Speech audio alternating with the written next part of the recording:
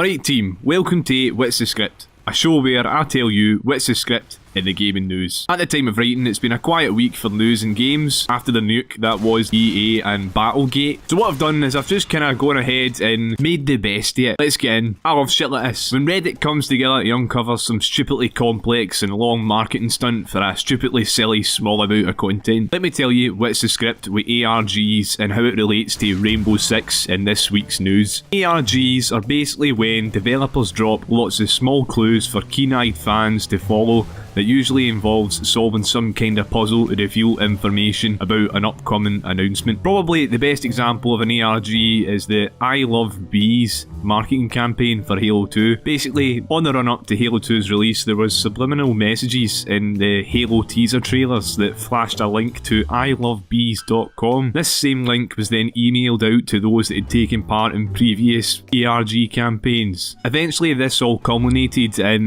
the detectives receiving GPS coordinates that had to be deciphered by players across the globe to lead them to phone booths that were then playing pre-recorded messages that added to the game's lore. Ultimately, the reward was for the clever clogs to be invited to a secret location to play the game before release. That's pretty cool, isn't it? Nice, that's a pretty decent reward. Halo 2 was big shit back in the day, so I could imagine you'd probably feel the Doug's bollocks after winning that. Anyways, Rainbow Six Siege has had a mini ARG that the subreddit has been chipping away at, slowly releasing information about the third year of upcoming content for the game. A recent update added a poster with a QR code on the Oregon map. The only problem? The QR code didn't work properly. If you tried to scan it, it wouldn't actually go anywhere. There was an empty space smack bang in the middle of the square. In that space were the characters C4. What could it mean? What do you do? Is it C4 the explosive in the game Rainbow Six Siege? Who knows? The troops over at ARG gamedetectives discovered that around the map there were various stickers with other coordinates on it.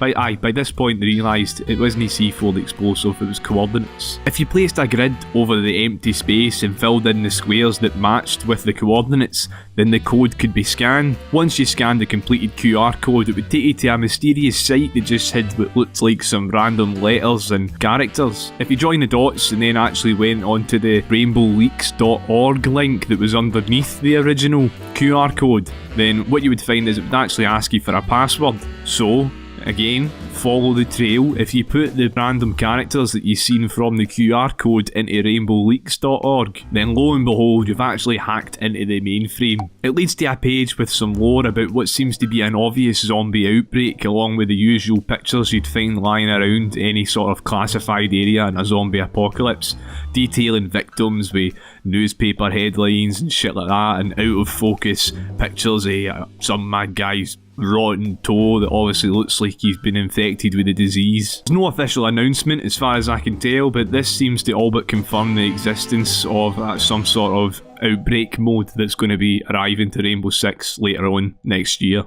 I really like ARGs. I think I've actually been thinking about maybe doing a one-off video on them, going a bit more in-depth and detail into the I Love Bees campaign, and maybe even a series over some of the best ones if yous are interested. It's a really original idea and a good way of marketing and getting hype for any sort of development or game. Aye, fair play to the Rainbow Six troops. Looking forward to the zombie mode, even though I've not got the game. It seems I just can't get away from stories about EA. It's so much more boring after all that ARG news from Rainbow Six. A spokesperson for the Belgian Gaming Commission has come out and declared loot boxes as gambling. It's to be noted that it is one spokesperson and there's no official policies or strategies have been revealed as of yet. One gaming lawyer has added to this by stating that we shouldn't be cheating.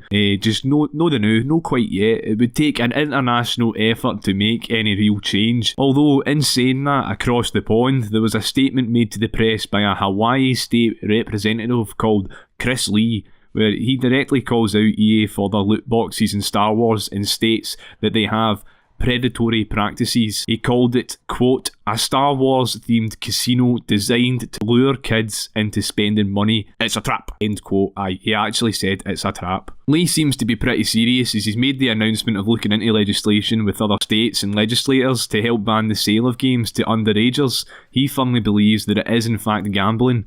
I don't know how this is going to all play out, if he's effectively going to rule that any game with loot boxes in it, or random loot boxes, is going to then be banned from anyone under the age of 21. I can't imagine a lot of people taking that very well. I do believe that microtransactions can do good, just not when they alter the mechanics of the game to give advantage to those with cash. Lastly this week, Sea of Thieves is one of the last bastions of Microsoft exclusives that have yet to be released. It's arguably the first decent original IP from Rare that's been developed since Microsoft bought them over, bar maybe Grabbed by the Ghoulies if you're into that. If you didn't know, it's an MMO first-person pirate game on both Windows 10 and Xbox One that sees you sailing the seven seas with some buddies, solving riddles in order to find treasure across a variety of locations that include wee mines and that, wee dungeons that are on far off tropical islands. When you find the treasure, you have to haul it back to your ship and sail to a market where it can be sold for cash. When I played it, there wasn't really that much to do with the cash once you'd got it, but once the game is released, I'd imagine there'll be a whole lot more substance and things to actually purchase. Some of the chests have got unique mechanics, like it's a wailing siren that cries buckets of water,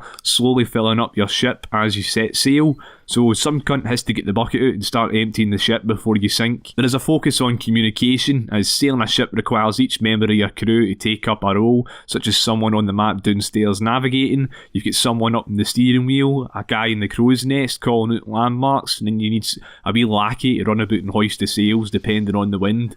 Without communication, you can't get anywhere.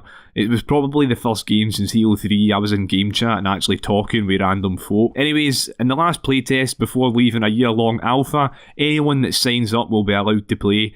It's still under NDA, so that's why you never seen any footage of me playing it on the channel, but it's definitely worth a wee shot, especially for the water engine alone. My god, it is the most beautiful water in any game ever. As I said, troops, it's a slow week for games, so this one's been short and sweet. What did you think of the piece on alternate reality games? Would you like to see me do a one-off video or maybe even a series on some of the most popular ARGs? Let me know in the comments below. Will you give Sea of Thieves a shot? Comment your responses down below. I reply to every cunt.